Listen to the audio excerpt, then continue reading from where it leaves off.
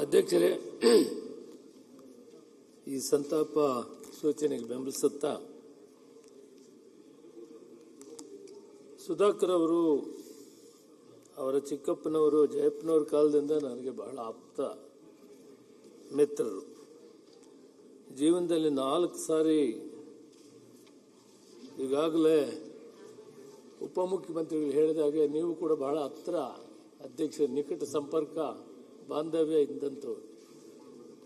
ಒಂದು ಅಲ್ಪಸಂಖ್ಯಾತರ ಸಮುದಾಯದಲ್ಲಿ, ಅದರಲ್ಲಿ ವಿಶೇಷವಾಗಿ ಜೈನ ಧರ್ಮ ಅಂದರೆ ದಾನ ಧರ್ಮದಲ್ಲಿ ಬಹಳ ಹೆಸರಾದಂಥದ್ದು.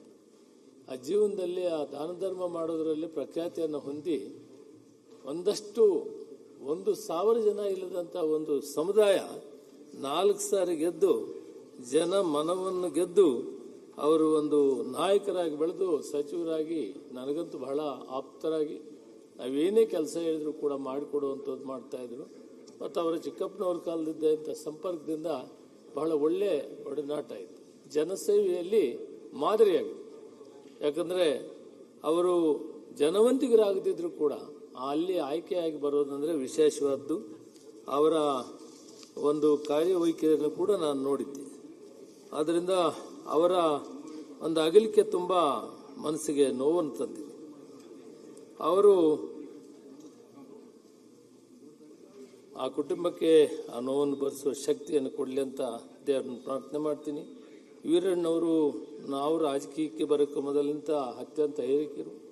ನಾವೆಲ್ಲ ಆಗ ವಿದ್ಯಾಭ್ಯಾಸ ಕಾಲದಲ್ಲಿದ್ದಾಗ ಅವರು ಭಾಷಣಗಳನ್ನು ಇದನ್ನು ನಾವು ನೋಡಿ ಅಂಥ ಒಂದು ಶಿಸ್ತಿನ ಸಿಪಾಯಿಯಾಗಿ ಸೇವೆಯಲ್ಲಿ ತನ್ನನ್ನು ತಾನು ತೊಡಗಿಸಿಕೊಂಡು ಕೆಲಸ ಮಾಡ್ತಿದ್ದನ್ನು ನಾವು ಮನಗಂಡಿದ್ವಿ.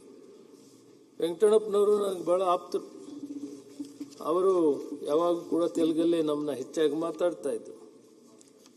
ಸರಳ ಸಜ್ಜನಿಕೆ ಮತ್ತು ಬಡವರ ಬಂಧು ಅಂತ ಹೇಳ್ಬೋದು. ಯಾವುದೇ ಒಬ್ಬ ವ್ಯಕ್ತಿ ಹೋಗಲಿ ಅವ್ರ ಹತ್ರ, ಅವರು ಆ ಬಡವರ ಬಂಧುವಾಗಿ ಸಾಕಷ್ಟು ಜನ ಸೇವೆಯನ್ನು ಮಾಡಿ ಅವರು ಗೆದ್ದು ಬರ್ತಾಯಿದ್ರು. ಅವರು ಸಚಿವರಾಗಿ ಕೂಡ ಮಾನ್ಯ ಅಶೋಕಣ್ಣವರು ಹೇಳಿದಾಗೆ ಒಂದು ಸಾರಿ ಅವರು ಕಾಂಗ್ರೆಸ್ನವರೇ, ಒಂದು ಸಾರಿ ಅಕಸ್ಮಾತ್ತಾಗಿ ಅವ್ರ ಜೊತೆಯಲ್ಲಿ ಹೋದ್ರು, ಅವರು ಸಚಿವರು ಕೂಡ ಆಗಿದ್ದರು. ಬಟ್ ಎಲ್ಲೇ ಇರಲಿ ವ್ಯಕ್ತಿಗತವಾಗಿ ಅವರು ಒಳ್ಳೆಯವರು. ಅವರ ಅಗಲಿಕೆ ಕೂಡ ನಮ್ಮ ಪಕ್ಷಕ್ಕೆ ಬಹಳ ನಷ್ಟವನ್ನು ಉಂಟಾಗಿದೆ. ರಾಮಚಂದ್ರೇಗೌಡರದ್ದು ಕೇಳಿದ್ದೀವಿ ಅಷ್ಟೇ, ನಾವು ಸಂಪರ್ಕ ಇಲ್ಲ. ಬಿಜೆಪಿಯ ಅತ್ಯಂತ ಹಿರಿಯ ನಾಯಕರು, ಮಾರ್ಗದರ್ಶಿಗಳು. ಬಿಜೆಪಿ ಅಂದರೆ ರಾಮಚಂದ್ರೇಗೌಡರು, ರಾಮಚಂದ್ರೇಗೌಡರು ಅಂದರೆ ಬಿಜೆಪಿ ಅಂತ ಬೆಳೆದಿದ್ದಾರೆ. ಒಂದು ಪಕ್ಷ ನಿಷ್ಠೆಯಲ್ಲಿ ಅವರು ಮಾದರಿಯಾಗಿದ್ದಾರೆ. ಅವರಲ್ಲಿ ಪಾಠ ಕಲಿಯೋದಿದೆ. ಅಂಥ ಒಂದು ಶಿಸ್ತಿನ ಸಿಪಾಯಿಯಾಗಿ ಬೆಳೆದಂಥ ವ್ಯಕ್ತಿಯವರು. ಶ್ರೀನಿವಾಸಯ್ಯನವರು ನಮ್ಮ ಕೋಲಾರದವರು. ನಮ್ಗೆ ಆಗಾಗಲೇ ನೀರಿನ ಬವಣೆ ಅನುಭವಿಸ್ತಾ ಇದ್ದೀವಿ. ಅವರು ಬೆಳಗಾದರೆ ಬರೋದು, ಕುಡಿಯೋ ನೀರಿಗೆ ತೊಂದರೆಗೆ ಬೋರ್ವೆಲ್ ಹಾಕೋದನ್ನ ಶುರು ಮಾಡಿದ್ರು. ಆ ಬೋರ್ವೆಲ್ಗಳು ಅತಿ ಹೆಚ್ಚಿಗೆ ಯಾರನ್ನು ಹಾಕ್ಸಿದ್ದಾರೆ ಅಂದರೆ ಕೋಲಾರ ಜಿಲ್ಲೆಯಲ್ಲಿ ಶ್ರೀನಿವಾಸಯ್ಯನವರು. 2007-8 ವಿಧಾನಸಭೆಯಲ್ಲಿ ಅವರು ಕೆಲಸ ಮಾಡಿದರು. ನಾನು ಕೂಡ ವಕೀಲನಾಗಿ ಅವ್ರ ಜೊತೆಯಲ್ಲಿ ಕೆಲಸ ಮಾಡ್ತಾ ಇದ್ದೆ. ನಾನು ಬೆಂಗಳೂರಲ್ಲಿ ವಕೀಲನಿದ್ರು ಕೂಡ ಕೋಲಾರಲ್ಲಿ ಕೇಸುಗಳು ನೋಡೋಕೆ ಹೋಗ್ತಿದ್ದೆ. ಅವರು ಲಾಯರ್ ಕೆಲಸನೂ ಮಾಡ್ತಾಯಿದ್ರು, ಈ ಕೆಲಸನೂ ಮಾಡ್ತಾಯಿದ್ರು. ಅವರು ಅತ್ಯಂತ ಹಿರಿಯ ನಾಯಕರು, ನಮಗೆಲ್ಲ ಮಾರ್ಗದರ್ಶಿರು. ಅವ್ರ ಪಕ್ಷ ಯಾವುದೇ ಇದ್ರೂ ಕೂಡ ಎಲ್ಲ ಜನರನ್ನು ಪ್ರೀತಿಯಿಂದ ನೋಡ್ತಿದ್ರು. ಯಾರು ಏನೇ ಕೆಲಸಕ್ಕೆ ಹೋದ್ರು ನೀವು ಯಾವ ಪಾರ್ಟಿ ಏನು ಅಂತ ಯಾವತ್ತೂ ಕೇಳಿದ್ರು. ಆ ರೀತಿ ಅವರು ಒಳ್ಳೆ ಕೆಲಸವನ್ನು ಮಾಡಿದಂಥವನ್ನು ಕೂಡ ನಾವಿವತ್ತು ಕಳ್ಕೊಂಡಿದ್ದೀವಿ. ಪುಟ್ಟರಂಗನಾಥ್ ಅವರು, ಪುಟ್ಟದಾಸ್ ಅವರು ಇಬ್ಬರು ಅಕ್ಕಪಕ್ಕದಲ್ಲೇ ರೂಮ್ಗಳು ವಿಧಾನ ಇದರಲ್ಲಿ ಲೆಜಿಸ್ಲೇಟಿವ್ ಸೋಮಲ್ಲಿ. ನನಗೆ ಪುಟ್ಟದಾಸ್ ಅವ್ರ ರೂಮ್ಗೆ ಹೋಗ್ತಿದ್ದೆ. ಪುಟ್ಟರಂಗನಾಥ್ ಅವರು ಯಾವಾಗೂ ನಮ್ಗೆ ಸಿಗ್ತಾಯಿದ್ರು. ನನಗೆ ಬಹಳ ಆತ್ಮೀಯರು ಅವರು. ಪುಟ್ಟದಾಸ್ ಅವರು ತೋಟಕ್ಕೆ ಕೂಡ ಹೋಗ್ತಿದ್ದೆ. ನಮ್ಮ ಮುಖ್ಯಮಂತ್ರಿಗಳ ಜಮೀನು ಪಕ್ಕದಲ್ಲೇ, ಅವ್ರ ಊರ ಪಕ್ಕದಲ್ಲೇ ಅವರು ಪುಟ್ಟದಾಸ್ ಅವರು. ಅವರಿಬ್ಬರು ಕೂಡ ನನಗೆ ರಾಜಕೀಯವಾಗಿ ಒಂದಷ್ಟು ಪ್ರೋತ್ಸಾಹವನ್ನು ಕೊಟ್ಟಂಥ ವ್ಯಕ್ತಿಗಳು. ಅವರ ಅಗಲಿಕೆ ಕೂಡ ತುಂಬ ನಷ್ಟವಾಗಿದೆ. ಸೈಯದ್ ಯಾಸೀನ್ ಅವರು ಶಾಸಕರಾಗಿದ್ದರು. ನಾನು ಅಲ್ಲಿ ಕೇಂದ್ರದಲ್ಲಿ ಮಂತ್ರಿಯಾಗಿದ್ದೆ. ರಾಯಚೂರಿನಲ್ಲಿ ಒಂದು ಮುನ್ಸಿಪಾಲ್ಟಿ, ನಗರಸಭೆ ಮುನ್ಸಿಪಾಲ್ಟಿ ಒಳಗಡೆ ಒಂದು ಹಾದು ಹೋಗಬೇಕಾದ್ರೆ ರಸ್ತೆ, ಆ ರಸ್ತೆಯಲ್ಲಿ ಒಂದು ದೊಡ್ಡ ಕಾಲುವೆ ಹೋಗ್ತಾ ಇತ್ತು. ಆ ಓಣಿಯಲ್ಲಿ ಇಷ್ಟು ವರ್ಷದಿಂದ ನಾನು ಇಲ್ಲಿ ಒಂದು ಮೋರಿ ಕಟ್ಟಕ್ಕಾಗಲಿಲ್ಲ, ರೈಲ್ ಮಾರ್ಗದಲ್ಲಿ ಇದಕ್ಕೇನಾದರೂ ರೈಲ್ವೆ ಬ್ರಿಡ್ಜ್ ಮಾಡಿಕೊಡ್ಬೇಕಂತ ಹೇಳಿ ಸ್ಪಾಟಲ್ಲೇ ಮಂಜೂರು ಮಾಡಿ 9 ತಿಂಗಳೊಳಗಡೆ ಆ ರೈಲ್ವೆ ಬ್ರಿಡ್ಜನ್ನು ಕೂಡ ಕಟ್ಟಿಸಿದೆ. ಅವ್ರು ಯಾವತ್ತೂ ಕೂಡ ಡೆಲ್ಲಿಗೆ ಬಂದರೆ ನಮ್ಮ ಮನೆಗೆ ಬರದೆ ಊಟ ಮಾಡದೆ ಬರ್ತಾ ಇರಲಿಲ್ಲ. ಬಹಳ ನಿಷ್ಠೆಯಿಂದ ಕೆಲಸ ಮಾಡ್ತಾಯಿದ್ರು. ಯಾಸಿನ್ನವರು ನಿಮಗೆ ಗೊತ್ತಿದೆ, ನಮ್ಮ ಜಾಫರ್ ಶರೀಫ್ ಅವರ ಅಳಿಯಂದ್ರಾಗಿ ಅವ್ರದ್ದೇ ಆದಂಥ ವ್ಯಕ್ತಿತ್ವ ಬೆಳೆಸ್ಕೊಂಡು ಕೆಲಸವನ್ನು ಮಾಡಿದಂಥವ್ರು. ಚಂದ್ರಶೇಖರ್ನವರು ಬೆಂಗಳೂರು ಡೆಲ್ಲಿಗೆ ಬಂದರೆ ನಮ್ಮ ಮನೆಗೆ ಬರ್ತಾಯಿದ್ರು. ಅವರು ನಮ್ಮ ಜ್ಞಾನೇಂದ್ರ ಅವರು ಹೇಳಿದಾಗೆ ಈ ಮಾಜಿ ಶಾಸಕರ ಒಂದು ಅಧ್ಯಕ್ಷರಾಗಿ ಅವರು ಎಲ್ಲ ಕೆಲಸಗಳು ಕೂಡ ಬರ್ತಾಯಿದ್ರು. ನಮ್ಮ ದೆಹಲಿಯ ಪಕ್ಷದ ಮುಖಂಡರು ನೋಡಬೇಕಾದ್ರೆ ನನ್ನ ಮುಖಾಂತರ ಆಗಾಂದ ಆಗಿ ಬಂದು ಮಾತಾಡಿಕೊಂಡು ನಮ್ಮ ಮನೆಯಲ್ಲಿದ್ದು ಊಟ ಮಾಡಿ ಬರ್ತಿದ್ರು. ಇತ್ತೀಚೆಗೆ ಕೂಡ ನಾನು ಅವ್ರನ್ನ ಇಲ್ಲೇ ಬಂದಿದ್ರು, ಭೇಟಿಯಾಗಿದ್ದರು. ಅವ್ರದ್ದೇನೋ ಈ ಮಾನ್ಯ ಮುಖ್ಯಮಂತ್ರಿಗಳಿಗೂ ಅವ್ರ ಮನವಿ ಕೊಟ್ಟಿದ್ದಾರೆ, ಡೆಪ್ಟಿ ಚೀಫ್ ಮಿನಿಸ್ಟರ್ ಇದ್ದಾಗ.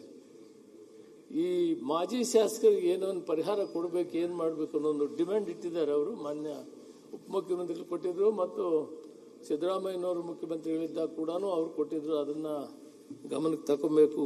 ಅವರ ಕುಟುಂಬಕ್ಕೆ ಅವರ ನೋವನ್ನು ಭರಿಸುವಂಥ ಶಕ್ತಿಯನ್ನು ಕೊಡಲಿ ಅಂತ ನಾನು ಈ ಸಂದರ್ಭದಲ್ಲಿ ಹೇಳಕ್ಕೆ ಇಷ್ಟಪಡ್ತೇನೆ. ವೆಂಕಟಾಚಲಯ್ಯನವರು ನನ್ನ ಎಲೆಕ್ಷನ್ ಮಾಡಿದ್ರೆ 2023ರಲ್ಲಿ ಸರಳ ಸಜ್ಜನಕ್ಕೆ ಹೆಸರುವುದರಲ್ಲ, ನಾನು ಅವರ ಎಲೆಕ್ಷನ್ಗೆ ಹೋಗಿದ್ದೆ.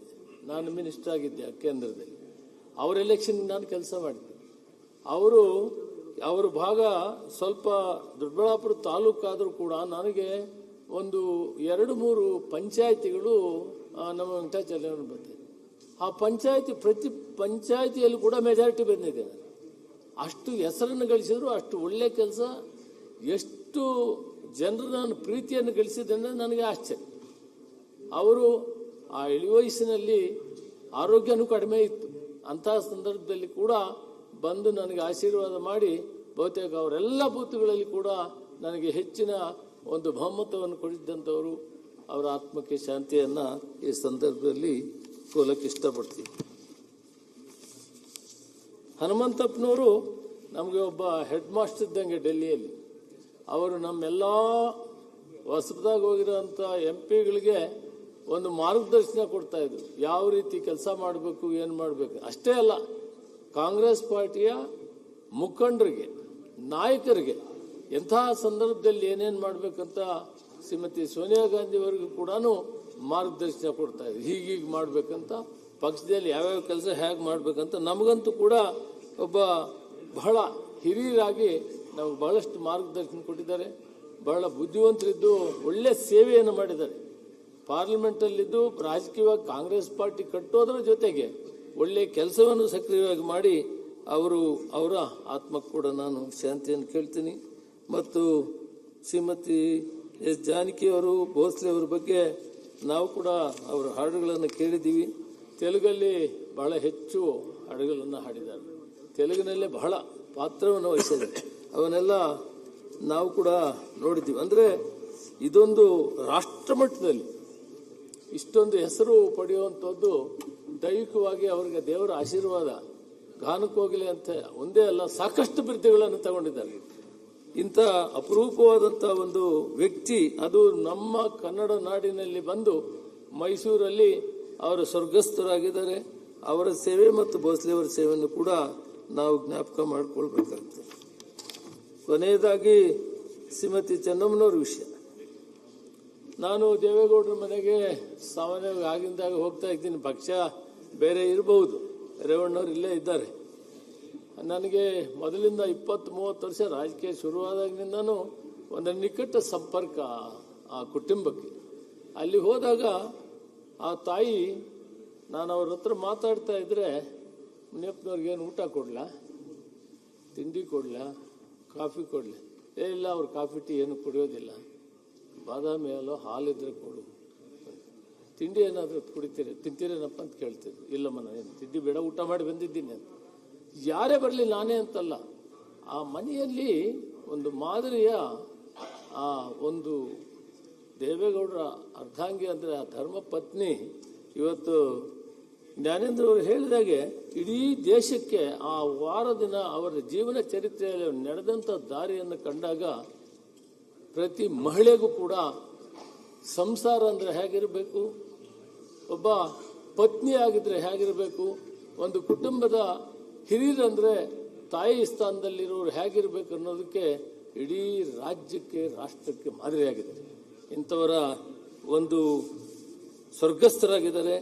ಅವರ ಮಾದರಿಯ ಜೀವನವನ್ನು ಇಡೀ ಮಹಿಳೆಯರು ನಾವು ಎಲ್ಲರೂ ಕೂಡ ಇದನ್ನು ಅರ್ಥ ಮಾಡಿಕೊಂಡು ಆ ದಾರಿಯಲ್ಲಿ ನಡೆಯೋದು ಕುಟುಂಬಗಳು ನೆಮ್ಮದಿಯಾಗಿರೋದಕ್ಕೆ, ಶಾಂತಿಯಾಗಿರೋದಕ್ಕೆ, ಸಹಬಾಳ್ವೆ ಮಾಡೋದಕ್ಕೆ ಒಂದು ಮಾದರಿ ಆಗಿದ್ದಾರೆ. ಅವರ ಆತ್ಮಕ್ಕೂ ಶಾಂತಿ ಕೊಡ್ತೀನಿ ಮತ್ತು ಈ ಒಂದು ಸಂತಾಪ ಸೂಚನೆಗೆ ನಾನು ಬೆಂಬಲ ಕೊಡ್ತೀನಿ. ಹೆಚ್ಚಿನ ವಿಡಿಯೋಗಳಿಗೆ ಪ್ರತಿಧ್ವನಿ ಯೂಟ್ಯೂಬ್ ಚಾನೆಲ್ ಸಬ್ಸ್ಕ್ರೈಬ್ ಮಾಡಿ, ಬೆಲ್ ಐಕಾನ್ ಕ್ಲಿಕ್ ಮಾಡಿ.